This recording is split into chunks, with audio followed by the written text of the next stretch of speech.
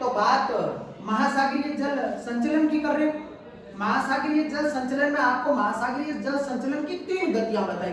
उसमें पहली बात कर रहे हैं महासागरीय धाराओं की। किसकी बात कर रहे हैं?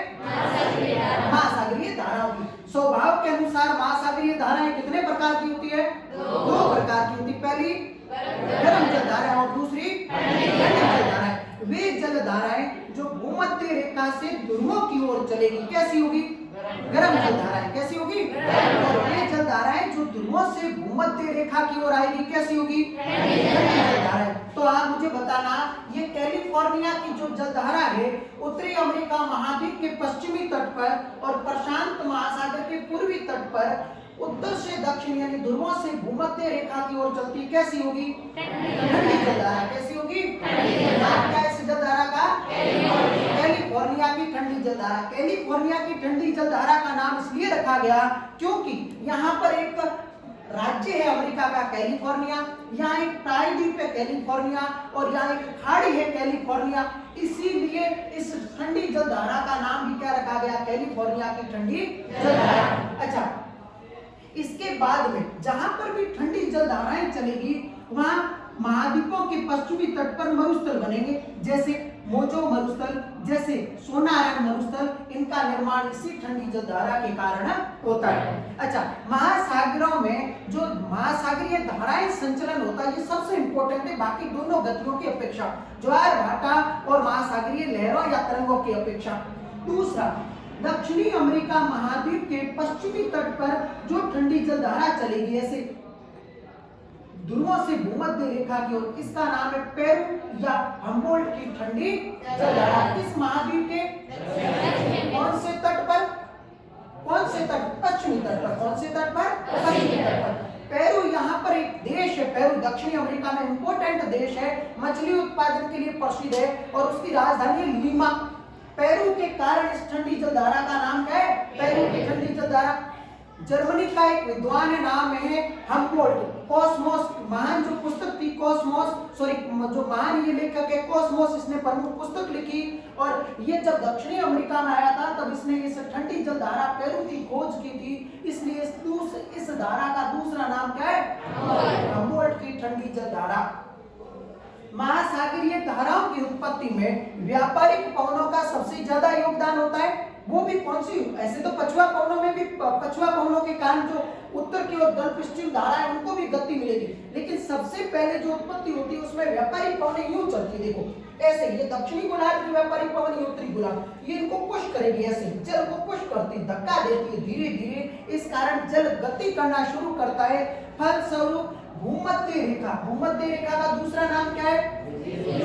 0 डिग्री अक्षांश। और क्या नाम है? विषुवत रेखा। इसलिए इन तीनों महासागरों में भूमध्य रेखा के उत्तर में एक जलधारा चलती है जो गर्म जलधारा होगी, उसका नाम होगा उत्तरी विषुवत रेखीय, जो कैसी होगी?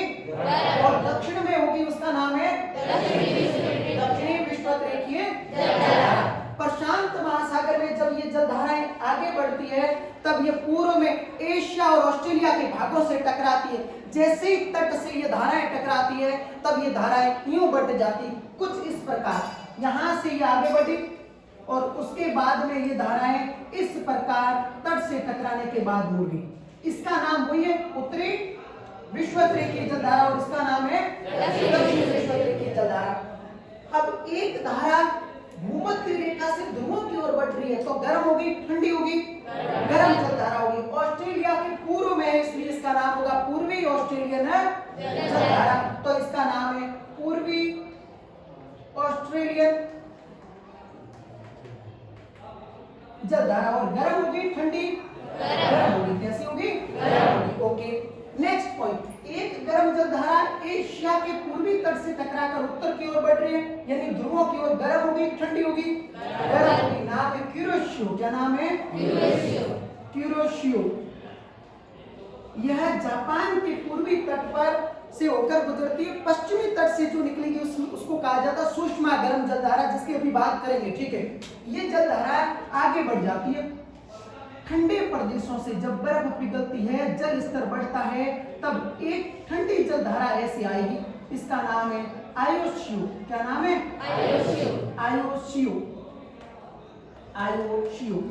और ये क्यूरोशियो और आयोशियो पश्चिमी प्रशांत महासागर की प्रमुख जलधाराएं हैं। ये ठंडी जलधारा है और ये कैसी है? गर्म जलधारा है। और जहां ठंडी और गर्म जलधाराएं मिलती है वहां ठंडी जलधाराओं के साथ मछली का भोजन प्लैंकटन बहुत ज्यादा मात्रा में आता है। इस वजह से ये प्रदेश मछली उत्पादन के लिए प्रसिद्ध है। जैसे अटलांटिक में ग्रैंड बैंक है वैसे ये मछली उत्पादन के लिए प्रसिद्ध है। दूसरा, यहाँ पर कोहरा बहुत ज्यादा छाया रहता है क्योंकि गर्म और ठंडी जलधाराएं मिलने के कारण ऐसा होता है। और सबसे इंपॉर्टेंट, यहाँ जापान मछली का खूब उत्पादन करता है।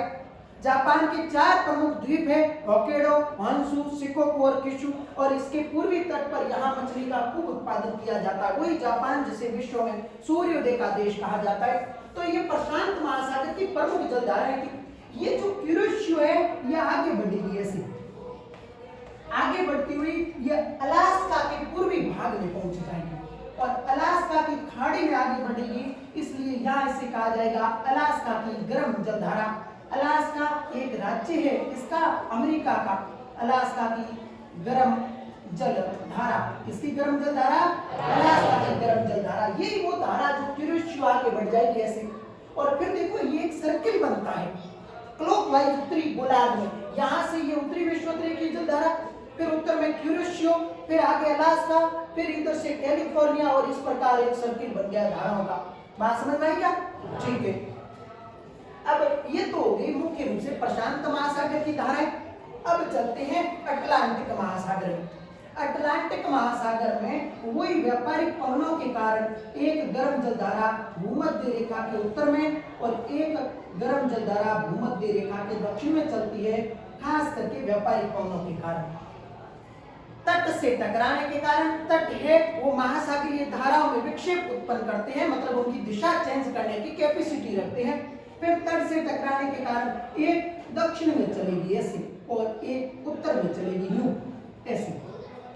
समझना वेरी वेरी इंपॉर्टेंट कि भूमध्य रेखा के दक्षिण में है, इसलिए इसका नाम होगा दक्षिणी विश्वोत्तरीय जलधारा।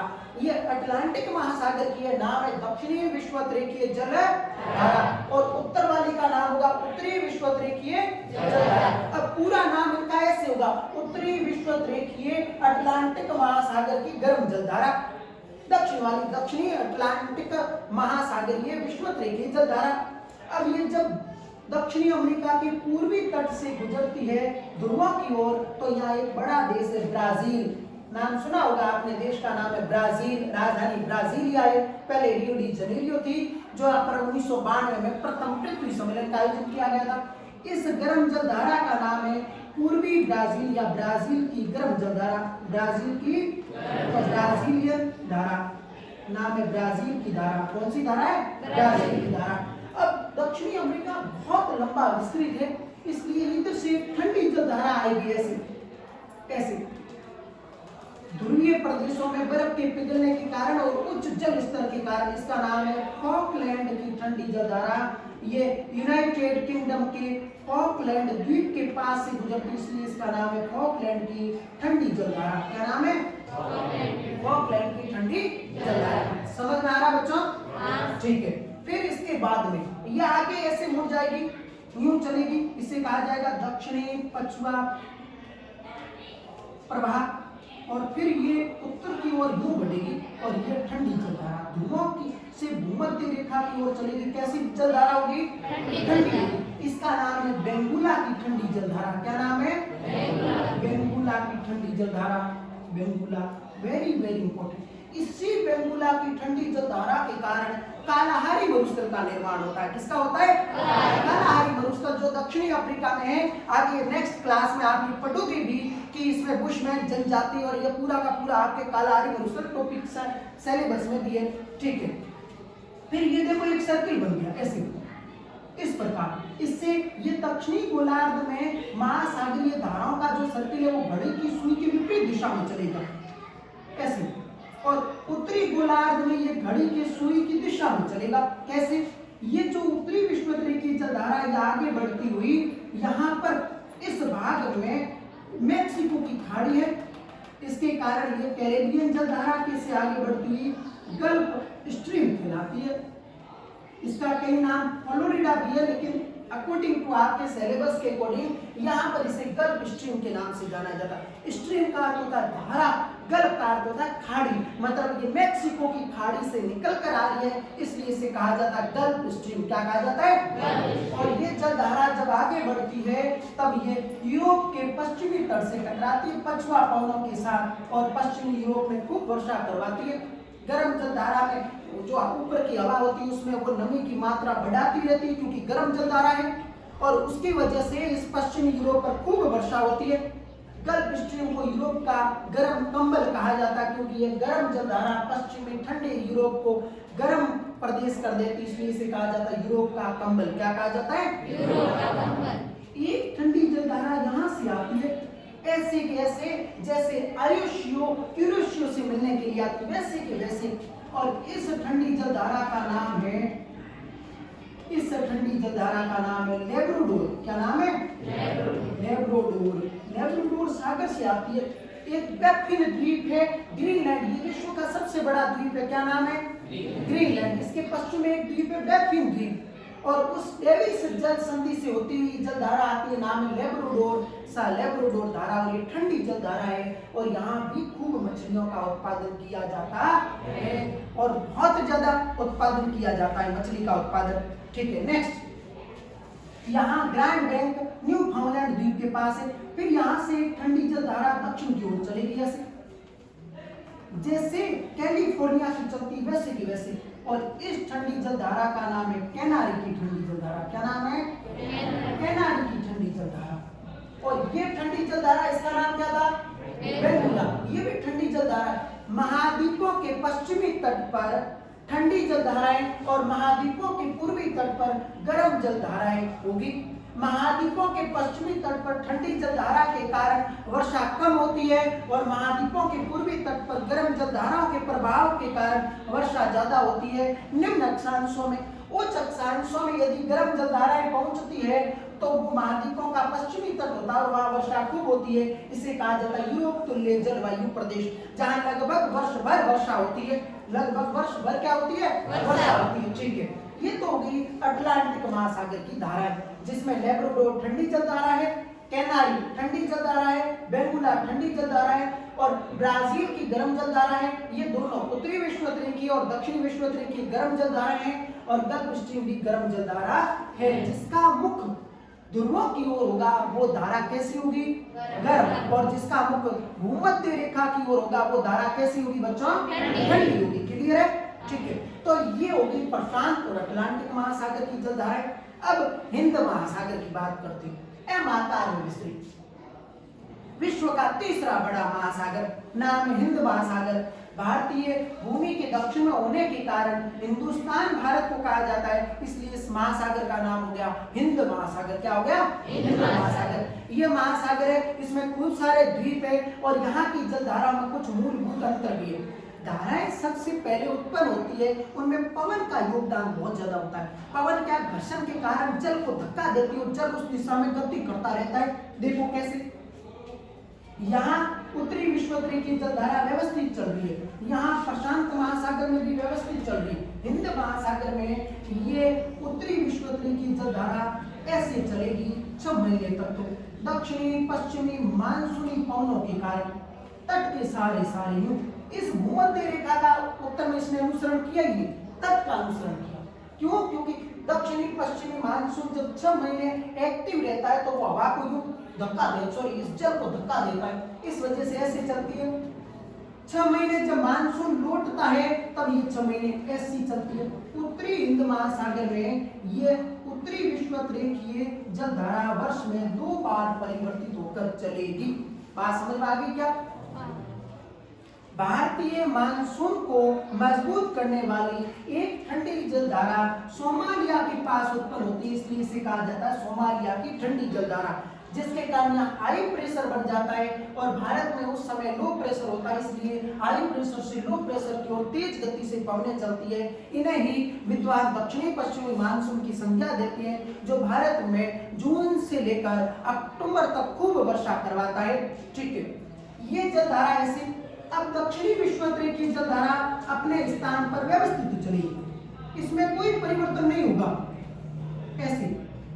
ये दक्षिणी हिंद महासागर की विश्वत रेखीय जलधारा है, कोई परिवर्तन नहीं है। लेकिन उत्तर वाले में परिवर्तन हो रहा है। वर्ष में कितनी बार चेंज होकर चलेगी? 2 बार। इससे कहा जाएगा दक्षिणी पश्चिमी मानसूनी प्रवाह, और इससे कहा जाएगा दूसरी वाली उत्तरी पूर्वी मानसूनी प्रवाह। ठीक है, फिर ये आगे ऐसे बढ़ेगी जलधारा, ये गर्म है, इसका नाम है अबुलहास। क्या नाम है? अबुलहास। ये मेडागास्कर द्वीप के पास से प्रवाहित होगी। मेडागास्कर हिंद महासागर का सबसे बड़ा द्वीप है और इसका पुराना नाम है मालागासी। क्या नाम है? मालागासी। ठीक है, फिर ये यहाँ से पश्चिमी प्रवाह के रूप में जो तीनों महासागरों में चलती वैसे के वैसे दक्षिणी गोलार्ध में एंटी क्लॉकवाइज रूप से ये जैसे ऑस्ट्रेलिया महासागर के पश्चिम से उत्तर की ओर बढ़ेगी, इसका मुख ध्रुवों से भूमध्य रेखा की ओर होगा। मतलब ये जलधारा कैसी होगी? ठंडी होगी, और इसका नाम होगा पश्चिमी ऑस्ट्रेलिया। ये कौन सी है? गर्म है, ठंडी है, और ये कैसी होगी? ठंडी होगी, पश्चिमी ऑस्ट्रेलियन ठंडी जलधारा। और इसके कारण ग्रेट विक्टोरिया जैसे मरुस्थलों का निर्माण होता है। ग्रेट विक्टोरिया मरुस्थल का निर्माण इसी कारण से होता है। तो देखो, मुझे एक बार बताना आप, ये कौन सी जलधारा है? ठंडी है, गर्म है? कौन से महासागर में चलती है? ये कौन सी जलधारा है? ठंडी है। नाम क्या है इसका? कैसी है? ठंडी या गर्म? ठंडी जलधारा है। Very very important. इस ठंडी जलधारा के कारण यहाँ अट्टाकामा मरुस्थल का निर्माण होता है। ध्यान रखना, जहाँ ठंडी जलधाराएं चलेगी वहाँ वर्षा नहीं होगी, और जहाँ गर्म जलधाराएं टकराएगी वहाँ वर्षा खूब होगी। ठीक है, तो ये धारा होगी। यहाँ पर ये देखो, ये धारा कौन सी है? ये ठंडी है और ये गर्म है, और ये कौन सी हो जाएगी? पूर्वी ऑस्ट्रेलिया। कौन सी है? कैसी है? गर्म है, ठंडी है? गर्म जलधारा। बहुत बढ़िया। ये कौन सी है? ठंडी है। नाम क्या है? बेरुला की ठंडी जलधारा। यहाँ पर ये जलधारा ठंडी है या गर्म है? ठंडी। नाम क्या है? बेरुला की ठंडी जलधारा। ओके, समझ में आ गया पूरा पॉइंट यहाँ तक? ठीक है, ओके, थैंक यू।